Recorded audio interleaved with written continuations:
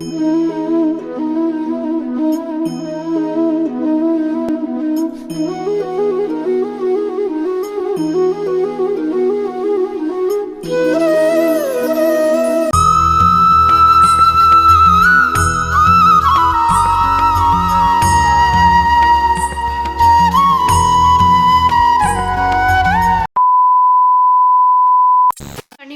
Welcome my YouTube channel আবির পূজা। তো কেমন আছো তোমরা সবাই? এই ঠান্ডাতে আমি একটুও ভালো নেই, কারণ আমার গলার অবস্থা প্রচণ্ড খারাপ, ঠান্ডা লেগেছে আর শরীরটা ভালো লাগছে না। আর হঠাৎ করে এতটা ঠান্ডা পড়াতে না আমি ঠিক খুশি নই বলতে গেলে। বেশি ঠান্ডাও ভালো লাগে না, বেশি গরমও ভালো লাগে না।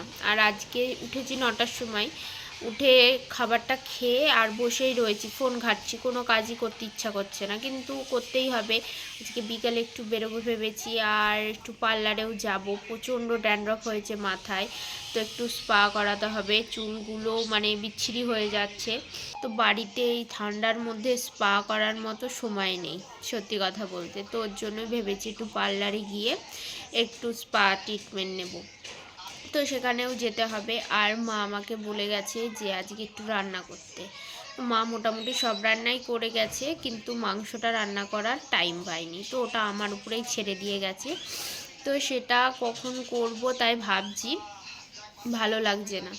তো চলো, কিছু করার নেই, ঝটপট করে সব কিছু কমপ্লিট করে টাইম মতো আবার সেখানেও যেতে হবে, না হলে নয়। আর আবিরকে ভাবছি বাড়ি রেখে যাব, কারণ আবিরকে নিয়ে গেলে হবে না। তো বুঝতেই পারছো কতটা চাপের মধ্যে আছি আজকে। তো ইচ্ছা না থাকলেও উপায় নেই, সব কিছুই করতে হবে।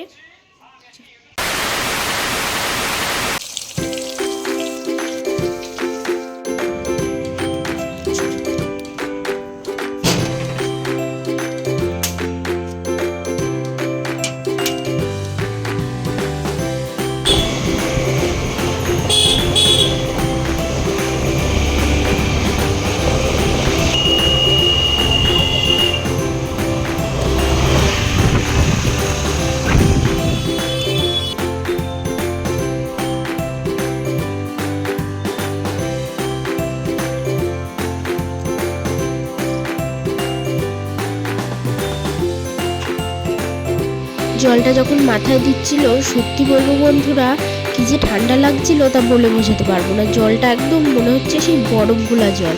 তো যে আমার হেয়ারটা ওয়াশ করছে সেও বলছে ওর হাতে এতটা ঠান্ডা লাগছিল। তারপরেই দেখো হেয়ারটা ওয়াশ করে বসে গেছি ক্রিম অ্যাপ্লাই করতে। তো দুজনে মিলে করে দিচ্ছে, ওর জন্য একটু তাড়াতাড়ি হয়ে যাবে। আর আমার একটু তাড়াহুড়োও রয়েছে, যেহেতু এখান থেকে আমি আরেক জায়গায় যাব। আর দেখো তারপরেই দিয়ে দিয়েছে আমাকে 1 কাপ চা। তো চাটা খুব সুন্দর ছিল।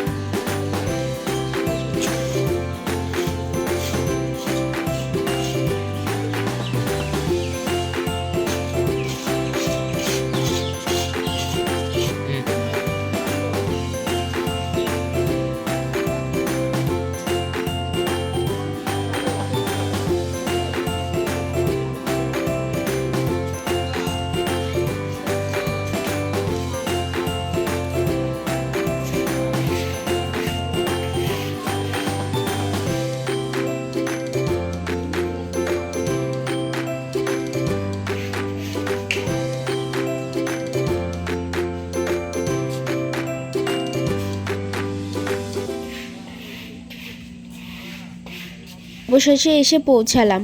তো ভাবছিলাম একবার যে আসা হবে না, কারণ পার্লার থেকে এসে ভাই নিয়ে আসতে চাইছিল না। তারপর একটু জোরজার করাতে তো নিয়ে আসলো। তো দেখে বুঝতেই পারছো যে কোথায় এসেছি। এটা একটা রিসর্ট নতুন হয়েছে। তো হয়েছে 1 বছর হয়ে গেছে আমাদের এখানে হয়েছে। আর আমি আজকেই প্রথমবার আসলাম এখানটাতে। এসে তো আমার দারুণ লাগছে।